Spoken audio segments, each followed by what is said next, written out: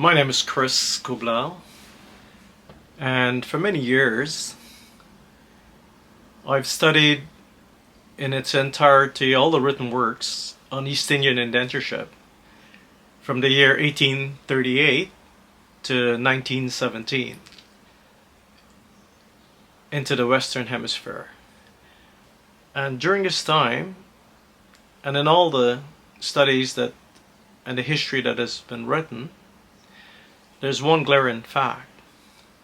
It has been written with a bias, and today, as the descendant of indentured servant, I wish to, on the basis of my research and all that we have uncovered for more than 150 years, lived during its entirety, we wish to revisit that history in a perspective that catches the actual reality, captures what took place, and the lives and stories of indentured servants and their descendants.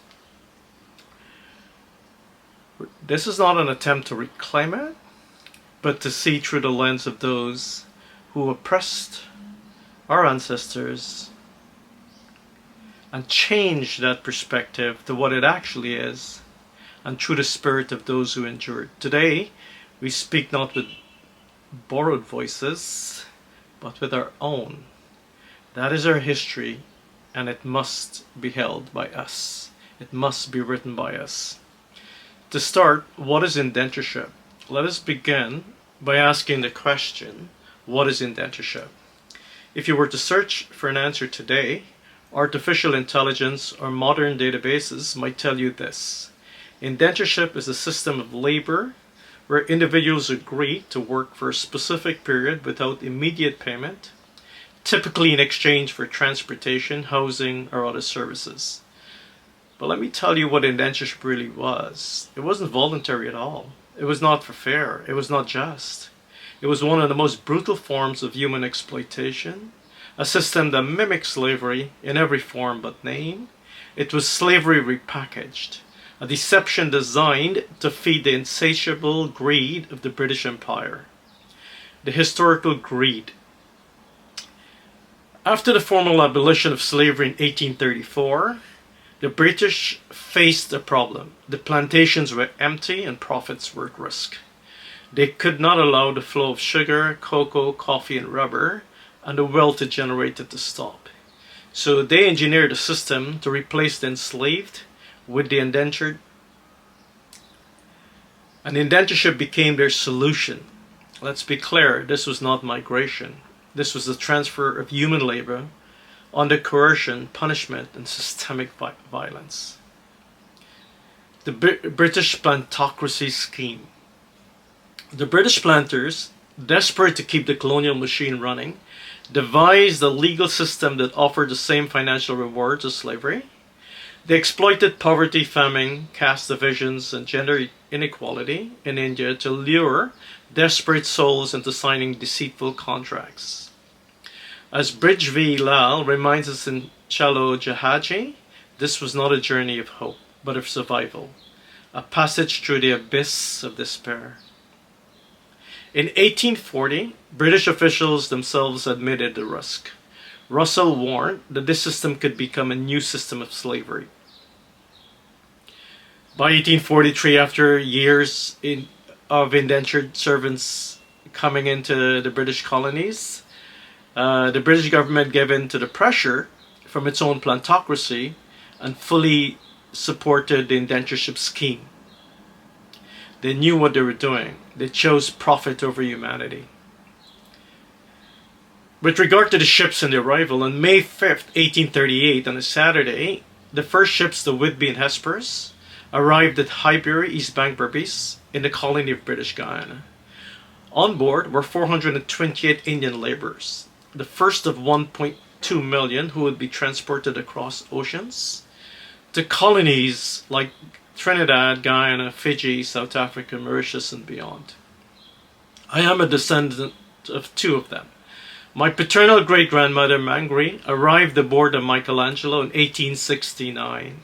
My great-grandfather Ramdari Matu came aboard the Oasis in 1867. Their stories are my stories, and by telling them, I honor not just their memory, but the memory of millions. Life on the plantations. The plantations was a prison. Workers toiled 10 to 18 hours a day, 6 days a week in blistering heat. Any defiance was met with beatings, fines, imprisonment, or worse. The women were exploited not only of their labor, but also their bodies. They were denied dignity and autonomy. Slaves were used to recapture indentured servants who dared to escape the plantations.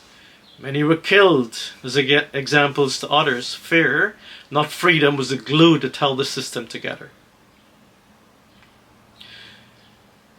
The loss of humanity. The history written by the colonial masters paints our ancestors as brutish, unclean, uncivilized. These were deliberate lies, crafted to justify their exploitation and erase our dignity.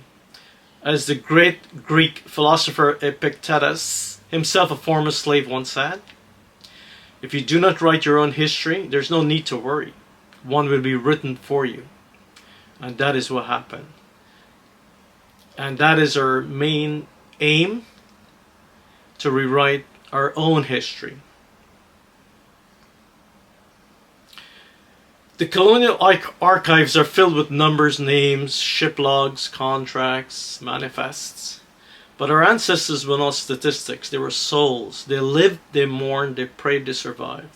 They were not uncivilized. They brought culture, food, language, religion, and resilience to every corner of the empire. They carried the Gita, the Quran, the Ramayana, and the Upanishads in their memories. They sang bhajans in sugarcane fields and whispered stories in languages the empire tried to silence.